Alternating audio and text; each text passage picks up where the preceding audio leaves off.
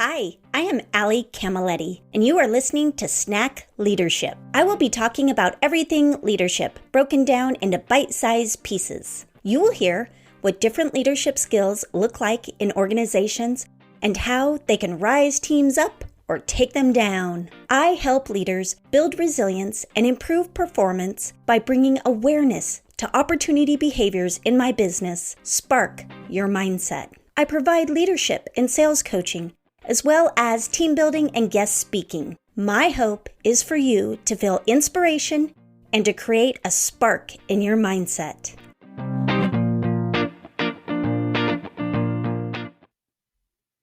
Hi everyone, today we are talking about belonging. Belonging is the feeling of security and support when there is a sense of acceptance, inclusion, and identity. Dr. Steve Yacovelli is the owner and principal of TopDog Learning Group, a learning and development leadership management, change management, and diversity and inclusion consulting firm based in Orlando, Florida. With over 25 years experience in leadership, strategy, organizational learning, and communication, Steve is a rare breed of professional that understands the power of using academic theory and applying it to the corporate setting to achieve business results. Steve, thank you so much for joining us today. Thank you, Allie. It's a pleasure to be here. So let's start off. What is something that you have recently learned about yourself? You know, it's I love that you asked this question, and I would say it's not something I recently learned, but reinforced. And that's the concept of being resilient. And I think many folks watching or listening can relate to that with all the changes that have been happening. And I tend to be pretty good at it. Actually, it's one of the things that my business teaches. But just this past week or so, our biggest client, who is a big pharmaceutical company, about almost 60% of our annual, is like, we're just doing some stuff. We're going to take a time out. It's like, you're what now? And then recently my assistant, she just came up to me. She's like, I love working for you, but I need to move on. I'm like, okay. And so all these changes keep hitting, and it's just then like just this week. And so, like I said, it's that reminder that, okay, I've been here before, maybe not exactly these variables, but I've been here before. We'll do it again. My team and I will rally and it'll be fine. And so this concept of resilience is something that's been resonating quite a bit these days. Oh, I love that you're being so vulnerable about this because I've had that happen before. Yeah. I had literally, it was like a 12 a.m. email that they scheduled that said, your contract's up. We'll pay you for the month. And I was like, what? And you know what it did is now I'm like, I only put a certain amount of eggs in a certain basket because I didn't see it coming at all. And I had known that I had gotten pretty big with this client of like continuing to take on more and more for them. But still, there's something about that as an entrepreneur, you're always like, okay, I'm just going to take a deep breath and remind myself of all these tools I have. Exactly. Yeah. And you know, and I'm a massive believer in, insert God, universe, Buddha, Allah, insert bigger thing here. If you're listening and watching well enough, that door closes, but a window opens. And I remember the last time I was in a space very similar to this, actually the same client, they bought a massive other global company. They're like, pause, because we're like the official leadership vendor for all of North America for them. They're like, we're going to pause. Well, that's actually what gave me the time to write my latest book. So I was like, you know what, there's the gift. And that has yielded rewards over it. So I'm just kind of remembering those instances. 16 years into doing this solopreneur thing, I'm like, okay, look, we got this. We'll figure it out. And it takes a while to get into that mindset though. Like you said, 16 years, right? Yep. Where you can go with it. And I am right there with you in your belief system of it opens the doors for something else that is going to be even better or just better at that time, whatever it is, not that it 100%. wasn't great before. So, love that. Okay. So talk to me about this skill we're talking about today is belonging. When did you really first lean into this and embrace the idea of belonging and its importance? I like that we're talking about belonging, and if I take a step back and think about my experience doing this leadership stuff for it's now almost 30 years, which is crazy to think. I started in middle school, which is awesome. No, I'm just kidding, but it's been doing it for 30 years, and and if you're watching, you're seeing 6 competencies, leadership competencies, which I'll spell out here in a moment. But really, as I kind of go through and work with client partners and see leaders who are just rocking and rolling, and some who are crashing and burning, you start to see a pattern of what they're doing and what they're not doing. And to me, it boiled down to the top 6. And for those who aren't watching, it's authenticity, courage, empathy, communication, relationships, and culture. And in my experience, if you're doing these things, doing these 6 skills, you're not only being a successful leader, but ultimately you're creating that space of belonging and safety for all the folks around you, building relationships. If I'm actually engaging and building a relationship with a team member, an employee, a boss, whatever, then you're automatically creating that safe space for them. And so I think when we talk about the concept of belonging, it's nothing new. If you've been thought something about effective leadership in these 6 competencies, they yield creating a sense of belonging in the workplace for everyone. And so, when have you had the honor of encountering a leader in a company that was just doing this awesomely?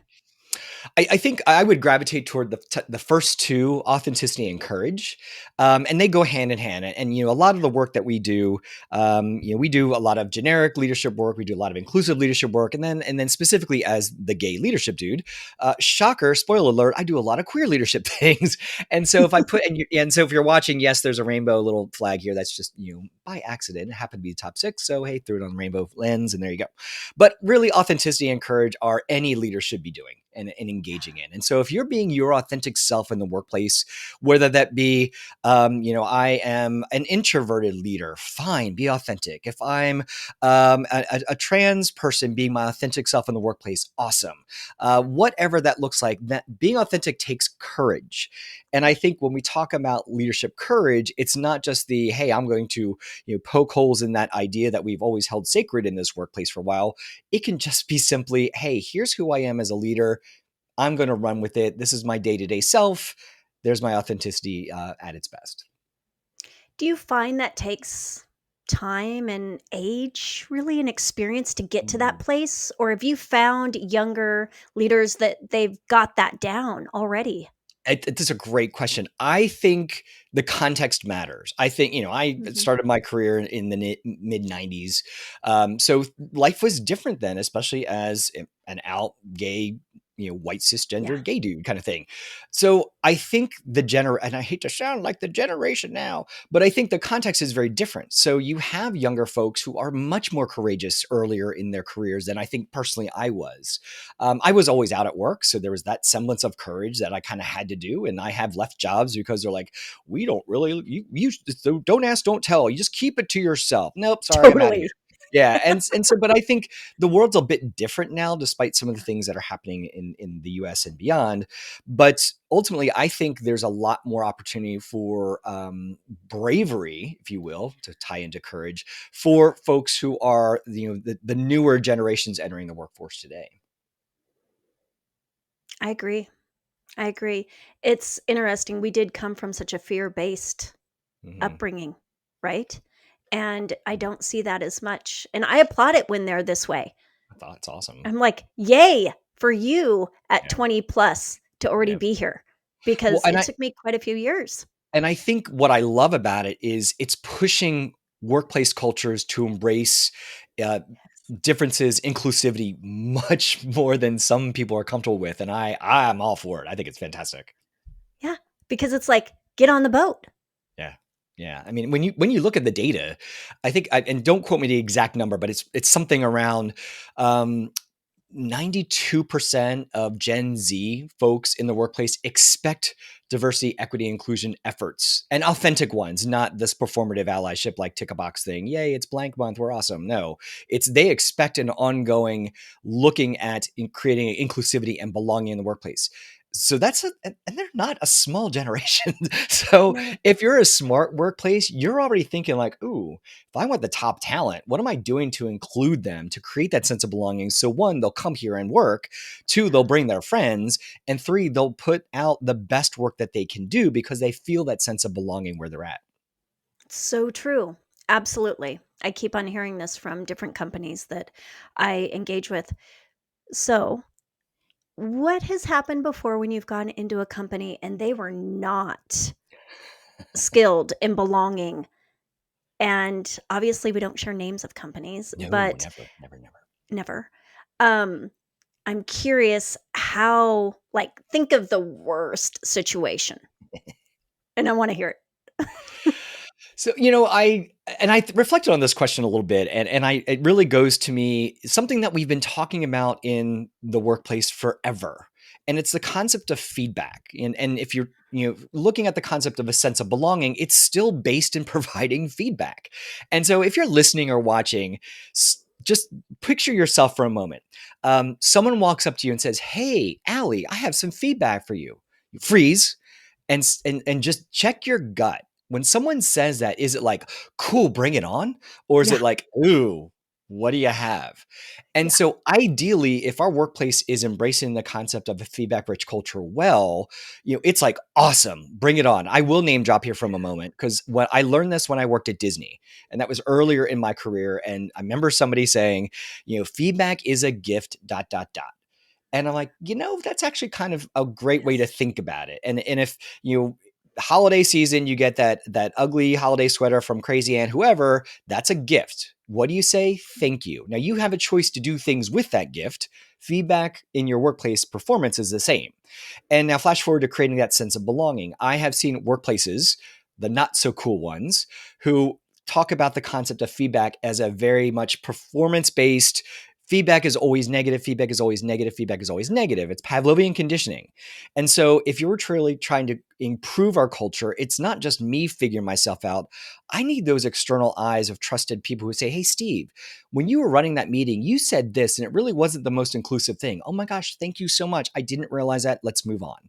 And that's the difference, I think, where you can just take that feedback. You feel that you have that ability to share it with somebody, that it's not meaning to like make me look better than you.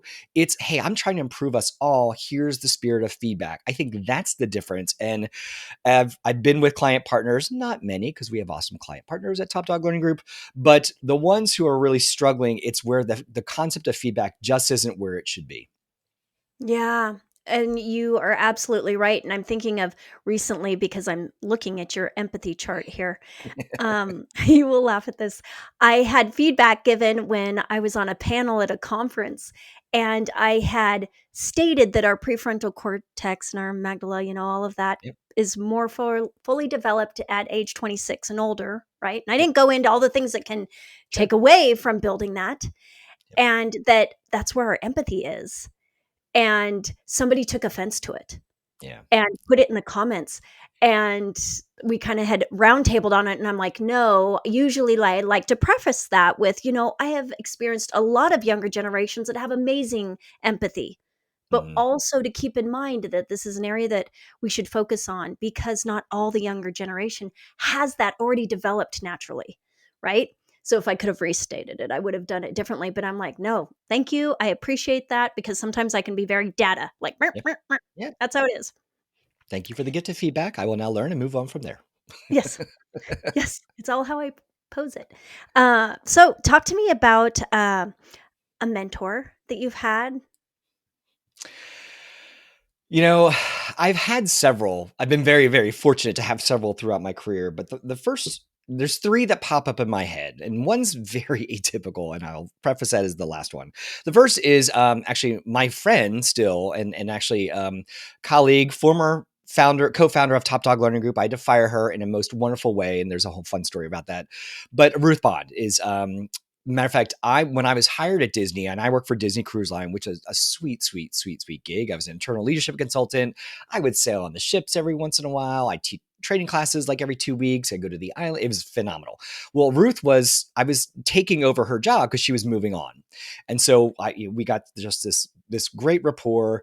And during one of the sailings that I was shadowing her is when she said to me, she's like, we should start a business. I'm like, we have jobs. She's like, no, we'd be like the perfect chief learning officer together. I'm like, I don't know. So we went to our senior EVP at HR at Disney. We told her the deal, and she's like, thank you for sharing. Don't use Disney stuff. Don't use Disney time. Have fun. And that's kind of how Ruth and I bonded together. No pun intended, given her last name.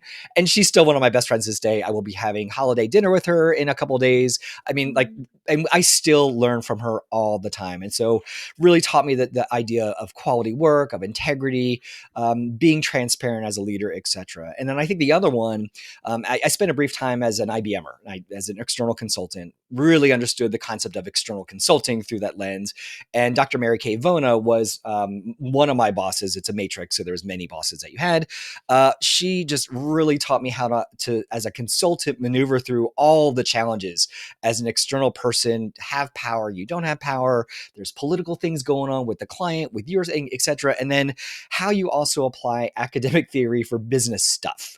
I know a lot of academics. I am a nerd, one of them. Not all of them are practitioners on being better and applying it to real world situations. It's like, here's my textbook, buy it, and we're done. No. She was really smart and saying like, yeah, you're getting this doctorate, because I wasn't just done when I worked with her.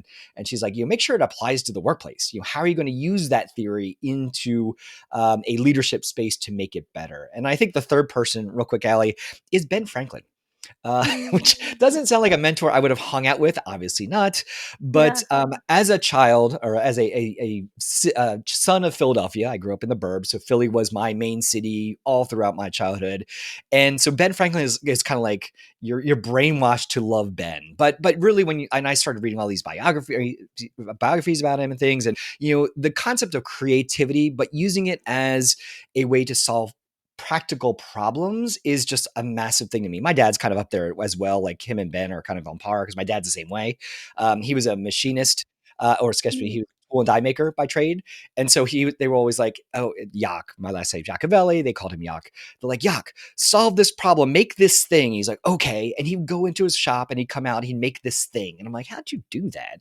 And I think smart leaders, bringing it back to those who are listening or watching, can take the tools that they have and solve the problems that maybe that tool wasn't meant to solve. Side note, years ago when I was, I forget where I was working actually, but I really wanted some graphic design stuff. I was actually doing instructional design. I'm like, I need some graphic stuff. They're like, we can't give it to you. I'm like, okay, fine. So I learned how to use PowerPoint as a graphic design tool. And those who are listening and watching, I mean, it's super powerful, whether you realize it or not. And so it's like that kind of like necessity is the mother of invention ideal. I think every leader has an opportunity to figure out how to use the tools and make them work for you, given the context. So Ruth, Mary Kay, or MK, and Ben. I think it's so great that you picked somebody that's a historian like that, because I do love those. I've been finding like a lot of quotes by Eleanor Roosevelt lately. And I'm like, man, I wish I could have been in that same lifetime, Yeah. Okay. I don't think it would work well for me as a gay man, but I hear what you're saying. Oh, Steve. Okay. So how about a quote that you feel really embodies this skill of belonging? I really thought about it. And, again, look, if you have the 6 competencies here, 2 kind of popped to mind very quickly. One, I'll just paraphrase because I forget the exact quote, but it's a Stephen Covey quote, if you're not familiar, leadership guru. And he said, we often listen to respond versus listen to understand, or something to that effect. And if you look at the communication thing, if you're trying to create that sense of belonging for those around you, if you're trying to build relationships with that person, effective listening is one of the massive keys that I think is an underrated skill as a leader. And so don't listen to respond, listen to understand what the context is. What are they really saying? What are they not saying when you're having that dialogue? So that's the first quote that I think is a great way to create that sense of belonging. Listen to understand versus listen to respond. And then the other one is actually from my mom. My mom was a career secretary at elementary school. And she told me one day, never underestimate the power of the admin. And we talk about building relationships and creating that sense of belonging for all folks. don't just build relationships with the senior executives or the client that you're trying to sell to. I know my mom said that whenever a teacher would come in to do an interview, they'd check in with her and then they'd go see the principal. And after that person left, principal would come right to my mom and say, Joyce, what'd you think? How did they treat you? And that's always resonated with me. And she was the gatekeeper of that damn school. I mean, she owned it. And I think if we're smart leaders, we're thinking through, if I'm creating a sense of belonging, it's not just for certain people, it's for everyone. And so don't underestimate who those folks are. We can create that belonging for everybody, regardless of where they sit in the workplace. Yeah. I'm thinking of my daughter's school and the admin, and that woman holds all of it. 100%. 100%. She's amazing. Amazing. Yep. Yeah. I like to close with, what's your favorite snack? I'm not a big sweets person, so I had to think about this, and I'm like, okay, what? And I don't snack a whole lot just because trying to be, Johnny, healthy and stuff. Cheese, though, I'm a sucker for cheese. And matter of fact, my canine son Russell, he knows the sound of the cheese wrapper when I go in to just grab a little slice, and all of a sudden I turn around, there's these little black beady eyes, like Dad. So my son is also a cheese monger, I guess. So cheese is my go-to snack of choice. Well, what kind of cheese, though? Whatever's in the fridge. That's hilarious. Equal opportunity fromage.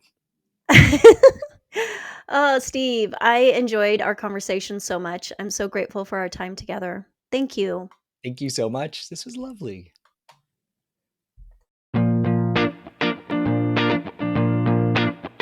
Thank you for tuning in to Snack Leadership. I hope you felt inspiration, motivation, and felt your mindset spark. Snack Leadership is recorded and produced by myself, Ali Camilletti, and music by Shireen Amini.